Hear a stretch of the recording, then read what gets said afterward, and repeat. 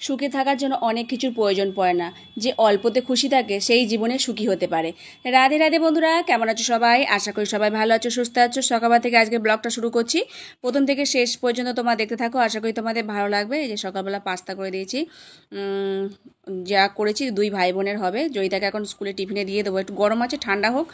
আর এদিকে একটু ছাতু গুলে দিয়েছি, তার সাথে একটু টক দইও দিয়েছিলাম, চিনি আর অল্প পরিমাণ মতো নুন দিয়েছি। আর গুলে দিলাম, ও এটা খেয়ে যাবে সকালবেলা। মানে এত তাড়াতাড়ি থাকে তো, তাড়াতাড়ির সময় পাস্তা বা অন্য কিছু খাওয়ার টাইম থাকে না, ওটাই ঢকঢক করে গিলে নেবে, তাতেই হয়ে যাবে, টাইম হয় না। এদিকে চুল বাঁধা হয়ে গেছে আমার, আর এদিকে একটু আমন্ড বাদাম ভিজিয়ে রাখি, তো ওকে 4টে করে আমন্ড বাদাম দিই। আমি বললাম একটু সাবধানে খেতে, নইলে আবার জামায় পড়লে দাগ লেগে যাবে। যাই হোক, ও চলে গেছে। এদিকে আমিও আবার রান্না বসিয়ে দিয়েছি পরে, এখন 8টা বাজে। একদিকে খোসা সমেত মুগ ডাল বসিয়েছি আর অন্যটা বসিয়েছি। আজকে খোসা সমেত মুগ ডাল করবো, আর কুমড়ো বার করে রেখেছিলাম, কুমড়ো আলু পটলের সবজি করবো, সাথে ছোলা দিয়ে, কাঁচা ছোলা রাত্রেই ভিজিয়ে রেখেছিলাম। যেদিনকে কুমড়ো থাকে সেদিনকে ভেবেই রাখি যে ছোলা দিয়ে করবো, তো ছোলাটা রাত্রেই ভিজিয়ে রাখি। কড়াতে একটু তেল দিয়ে আর 5 ফোড়ন দিয়েছিলাম, তার সাথে এই যে আলু আর কুমড়োটা ভেজে নিয়েছি, পটলটা একটু পরে ভেজে দেবো। আর খোসা সমেত মুগ ডালটা সেদ্ধ করে নিয়েছি, খোসা সমেত থাকে তো তাই একটু কালারটা অন্য রকমের হয়, তো একটু কাঁটা দিয়ে রাখতে হয়। তো এই ডালে কাঁটা দিয়ে আর একটু গালিয়ে নিচ্ছে, আর নুন হলুদ দিয়ে এটাকে সাঁতলাবো। এদিকে পটল ভেজেও আবার তরকারি দিয়ে তুলে দিয়েছি, একটু হিং আর আদা বাটা দিয়ে দেবো, দিয়ে আর জল ঢেলে দেবো। নামার সময় একটুখানি গুঁড়ো মশলা দেবো, মানে গরম মশলা দিলে আর একটু চিনি দিলে হয়ে যায়। চাতুর্মাসে আমাদের 4টে জিনিস খেতে নেই। প্রথম মাসে হচ্ছে শাক, তারপরে দই, তারপরে দুধ, তারপরে মাসকলাই। তো অনেকেই বলে পটল খেতে নেই আর কলমি শাক খেতে নেই, তো আমাদের কলমি শাকটা নয়, আমাদের কোনো শাকই খেতে নেই এই মাসটা। তো আমরা শাকটা বাদ দিয়ে খাই, আর পটলটা আমাদের চলে বলে তাই আমরা করি। অনেকের খেতে নেই, যাদের যেরকম গুরুদেব আদেশ করবেন সেই অনুযায়ী চলবে। তো আমাদের পটলটা বারণ নেই, তাই আমরা পটল খাই। অনেকেই জিজ্ঞাসা করছে চাতুর্মাস ব্রত করছো না কেন, করছো না নাকি পটল খাচ্ছ? যাই হোক, আমাদের পটলটার বারণ নেই, আমাদের শাক বারণ আছে। যে কোনো শাক আমরা এই মাসটা আহার করি না। আর রান্নাবান্না হয়ে গেছে, তার সাথে একটু পেঁপে ভেজেছিলাম, আলুর সাথে মানে পেঁপে মিশিয়ে ভেজেছিলাম, তার সাথে পাঁপড়ও ভেজেছিলাম, শুধু এক তরকারি নয়। আর এই আলু আর পেঁপে ভাজাটা এখন দিয়ে দিচ্ছি, ভগবানের ভোগের থালা সাজাবো। আর খোসা সমেত মুগের ডালটা একটু আদা বাটা একটু হিং দিয়েই করেছিলাম, হয়ে গেছে সেটাও। মুগের ডাল কিন্তু এটা একটু অন্য রকমের টেস্ট থাকে, আর খোসার সমেত থাকে, তো শরীরের পক্ষেও ভালো। যাই হোক, এটা দিয়ে দিলাম। আর এখন এই আলু পটলের সবজিটা দিয়ে দিয়েছি। না আবার সময় একটু চিনি দিয়েছিলাম আর একটু গরম মশলা গুঁড়ো দিয়ে দিয়েছিলাম। হয়ে যাওয়ার পর একটু মাখা মাখা মতো করে নিয়েছি। কুমড়োগুলো তো জানোই একটু গলে যায়, তো সুন্দর হয় তরকারিটা। আর এখানে পাঁপড় ভাজা দিয়ে দিয়েছি।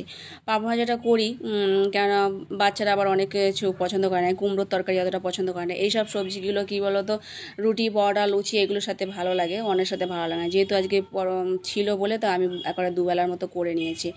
আর বাচ্চারা পছন্দ করবে না বলে তাই আবার একটু পাঁপড় ভাজাচ্ছি। পাঁপড় ভাজাটা দিলে ওদের মানে আলু ভাতে ভাত করলেও ওরা খেয়ে নেয়। তাই সুখে থাকার জন্য কোনো অনেক কিছুর প্রয়োজন পড়ে না, অল্পতেই খুশি হয়ে যায়। মানে পাঁপড় ভাজা হলেই কোনো অসুবিধা নেই। খাওয়া দাওয়ার পর প্রভুজি চলে গেছে। এদিকে আমি গম রোদে দিয়েছিলাম, দেখছি যে হালকা হালকা বৃষ্টি আসছে, এদিকে গোগো জামা কাপড় শুকনো হচ্ছিলো, তো তাড়াতাড়ি করে চলে এলাম ওপরে ছাদে। আগে গমটা তুলতে হবে, বৃষ্টি এসে গেলে আবার সব ভিজে যাবে, তাই আগে গমটা তুলবো, তারপর জামা কাপড় তুলবো। সবে 1 ফোঁটা 2 ফোঁটা পড়ছে। এই গম দিলে একটু লক্ষ্য রাখতে হয় বৃষ্টি কখন আসবে না আসবে, আর নইলে সব ভিজে গেলেই সব গেল। যাই হোক, গমগুলো মচমচে হয়ে গেছে, সকাল থেকে বেশ ভালোই গরম মতো ছিল, বেশি কাঠফাটা রোদ হয়নি, তবুও মানে বেশ ভালো শুকনো হয়েছে। এখন তুলে রাখছি, আগে গমটা তুলে রেখেছি। আর আমাকে লক্ষ্য সবসময় রাখতে হয়, যদি না বৃষ্টি এসে যদি ভিজে দেয়।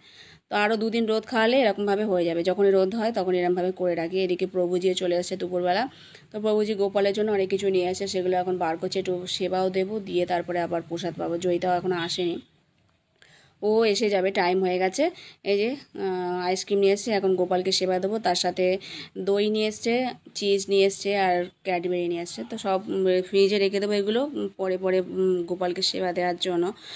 আর জানোই তো ভগবানকে পরে পরে সেবা দিতে লাগে। আর একটু পাস্তা নিয়ে এসছে, এই পাস্তাটা তোমাদের আগেও দেখেছিলাম, ম্যাকনিস পাস্তাটা বাচ্চাদের টিফিনের জন্য কিছু করতে হয় সকালবেলা, সবসময় তো অন্ন দিয়ে চালানো যায় না, খায়ও না।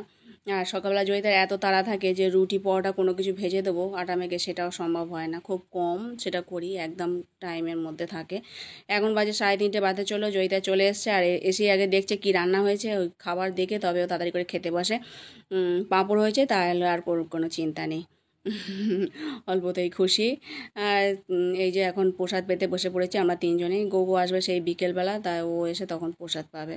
আর প্লাস্টিক করেই পাঁপড় ভাজাটা রেখে দিই যাতে নরম না হয়ে যায়। এটা হলো সন্ধেবেলা। আর দুপুরবেলা খাওয়া দাওয়ার পর একটু শুয়েছিলাম, তারপরে গগু আসতে একটু খাওয়া দাওয়া করেছে, ও একটু রেস্ট নিচ্ছে। আর এখন আমি উপরে চলে এসেছি, এখন আরতি করব সন্ধ্যাবেলা। তো আরতি করার আগে আরতির সরঞ্জাম সব গুছিয়ে নিতে হয়। আমি একবার ঠাকুর ঘরে নিয়ে চলে আসি, নিয়ে এসে সব গুছিয়ে রাখি। এখানে সব কিছু আছে, রান্নাঘর থেকে শুধু আরতির সরঞ্জামগুলো নিয়ে চলে আসি। একটু আচমন করে নিচ্ছি, নিয়ে তারপর আরতি করি। শঙ্খ বাজিয়ে আরতি শুরু করতে হয়, আর আরতি শেষ হয়ে গেলে আবার শঙ্খ বাজিয়ে শেষ করতে হয়। যাই হোক, এখন আরতি করে নিই, আর তোমরাও ভিডিওটা দেখতে থাকো, আশা করি তোমাদের ভালো লাগবে।